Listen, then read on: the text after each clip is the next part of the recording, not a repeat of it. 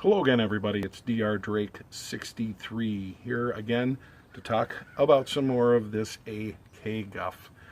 Specifically, what I want to talk about today is how do you use the tools and information available to you on YouTube to pick the right AK variant, AKM variant, AKM47, AK74. How do you use this information?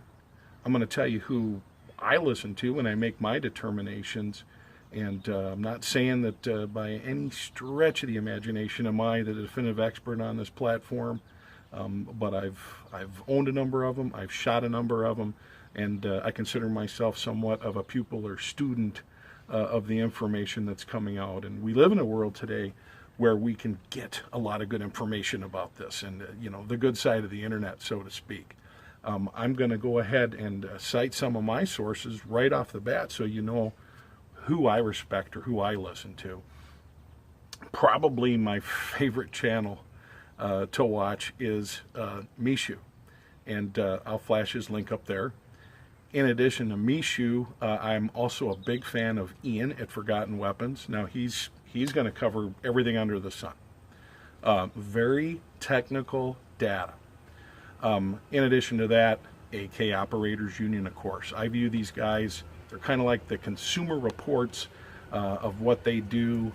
They make a very good attempt to put each rifle through a similar set of torture tests, and it gives you a good idea what rifles can hold up. And I know the value for me certainly is what parts tend to be wearing out pretty consistently and quickly. And we get into this whole other thing about American-made versus overseas, which we're going to talk about today. Why do people want to have what I would call a factory-built AK versus something built from parts? There's good and there's bad and there's ugly. Before we get into any of that, though, what I'd like to do is just very, very briefly give you a little bit of an idea of the conditions under which this weapon was developed in the Soviet Union. Going to talk a little bit about some of the changes over time, but like I said, there's people with a lot more technical data. You want to know which AK to get and why, and I'm going to do my very best to explain that to you today. What to look for in an AK when you pick it out. I'm not going to tell you what specific model that you need to buy. Hope you enjoy watching today. As always, we're going to want to see questions and comments, and enjoy your feedback. As always, thanks for watching. When the Nazis invaded the Soviet Union in 1941, most Russian troops were outfitted with guns like these, the Mosin Nagant, which was a bolt-action 30 caliber rifle. This one was made in 1943 at the Izhevsk factory.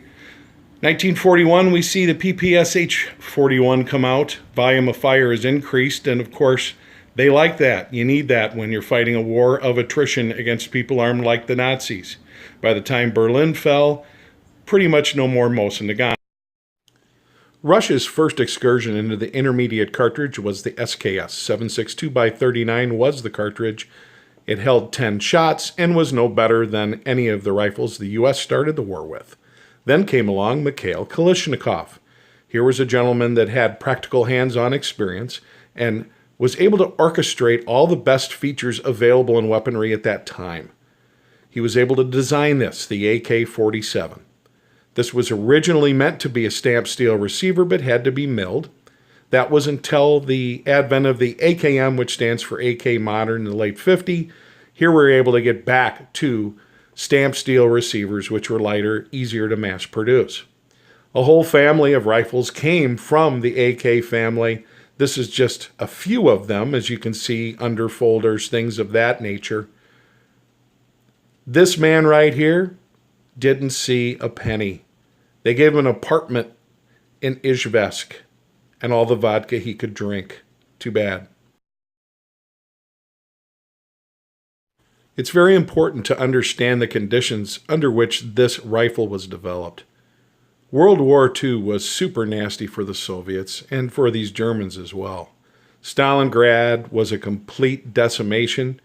Other major cities were completely destroyed, and nobody even came close to losing the amounts of civilian and military folks as the Soviets in World War II.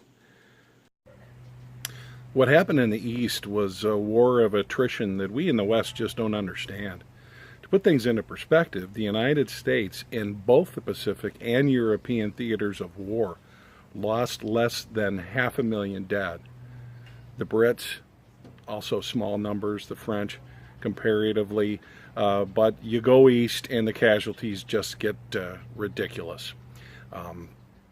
There was not a family untouched by the Great Patriotic War, as the Russians called it, and it affected their politics. It affected their need to have some buffer zones between the West and them, and how they did things was just a major mistrust. Like I said, we'd probably be on the same playing field if we'd have lost 20 million people back in World War II. That would have been more than 20%, or I'm sorry, more than 10% of our population. So given that you have a situation where you don't ever want that to happen again, you realize that the name of the game is, the platoon that has a machine gun. Why not give everybody in the platoon the same similar kind of capability? Everybody can provide covering fire. Everybody's able to blast their way out of whatever. So you've got a whole army of guys with machine guns now, as opposed to one per squad, so to speak. And that's what they were looking for, was a force multiplier. The AK-47 was never intended to be a sniper rifle. I know it's real popular these days for guys to throw scopes and optics on them and shoot out to 600 yards or whatever, but was never intended for that. It was intended to be basically 200 meters and under, where you have a decent shot of hitting somebody with iron sights, suppressing fire, put down a lot of lead, and more than anything else, be easy to maintain and reliable. And that's where they struck gold with this particular firearm.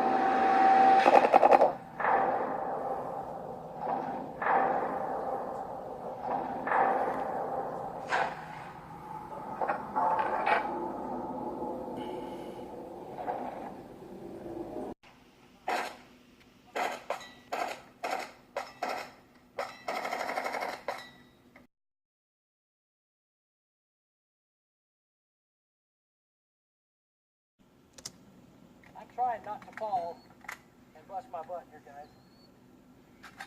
Okay, now we're gonna throw it down in the mud. Actually, I don't even need the shovel. Can you see the gun? What you see here is forging. Taking a piece of metal and beating it, shaping it, making it stronger. It's the best way to make a strong part. What you see here is casting. Liquid metal is poured into a shape. After it's dried, the edges are filed down and the part is as strong as it will ever be. Okay, so I've gone to a lot of trouble to show you the kind of abuse that these rifles are going to go through. I've also showed you the best way to make critical parts like trunnions, forging. So I'd like to just leave you with this.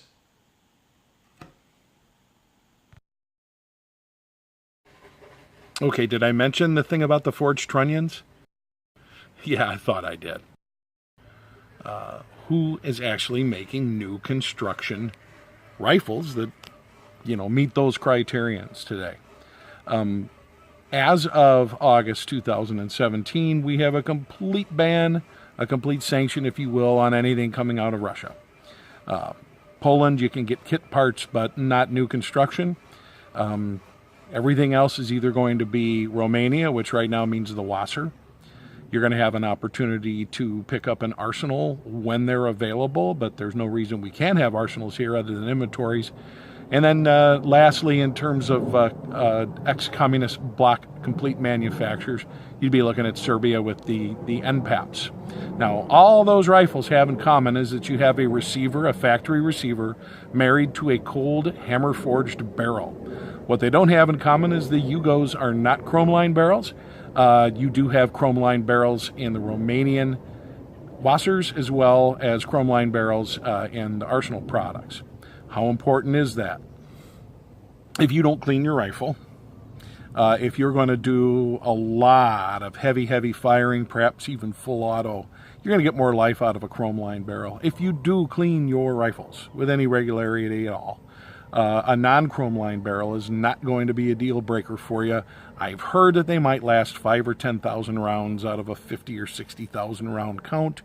I don't know about you, but it's going to be a long time before I can spend $12,000 in ammunition for any one rifle. But those are some factors that you do want to look at as the differences between those rifles. Also, what you want to consider is what is done to those rifles when they come to the United States. Okay. I do not want to go on a tirade against Century imports. There's no point in doing it. I've bought and will continue to buy from them, mostly because I have to at times. But what I will say is that when you bring a rifle into this country, obviously you are charged with the responsibility of putting 922 parts on it. I believe you need 9 or 10 of them these days.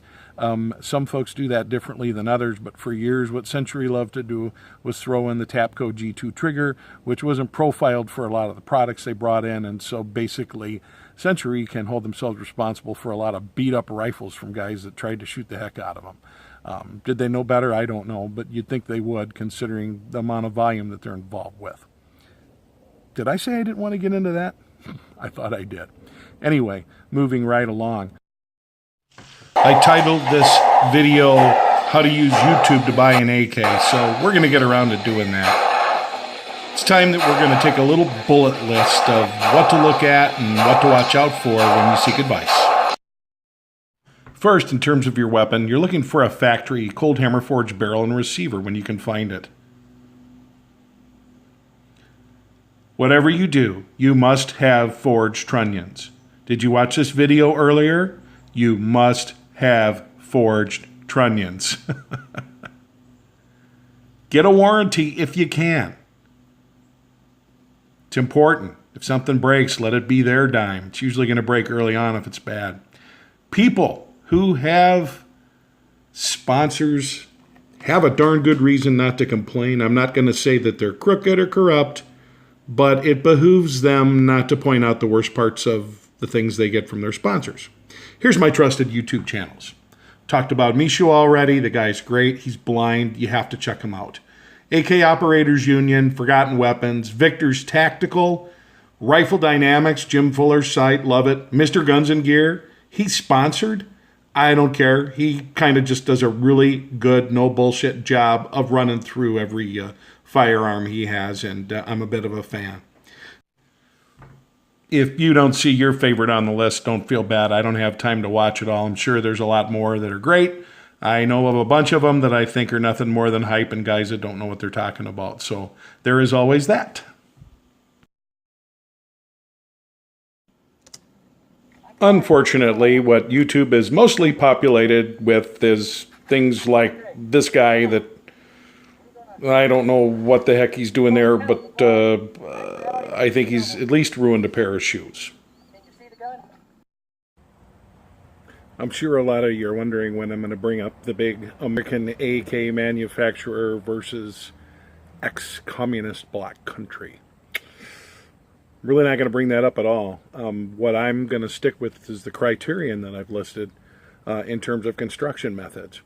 And until such time that American companies have proven that they can consistently produce a AK of the same kind of durability and quality that the Eastern Bloc countries can, I'm going to continue to look for my AKs elsewhere, obviously. Now, that doesn't mean that I'm not open to it, but it's just really important to understand that we Americans tend to overthink and over-engineer some of the simplest things. And in the vernacular of the Russians, they have an old saying, and that saying is, the best is the enemy of good enough. What that means is you get something that functions and meets its purpose. If you try to continually improve on that, especially during some time where you need to produce 20 million units a year, that's not the wisest thing to do. And so a different approach to engineering, a different approach to manufacturing, and until such times as we figure out how to do the metallurgy right and so forth and so on, and not charge $2,000 for that, this is where we are. I know you were probably expecting me to recommend particular brands, what to buy, tell you which one was the best bang for the buck, you name it. Well, a lot of that depends on your own personal budget and what you're going to use the rifle for. But I think it's real important just to remember it's going to be your rifle. You should make sure you check out all the good information that's available. It's there.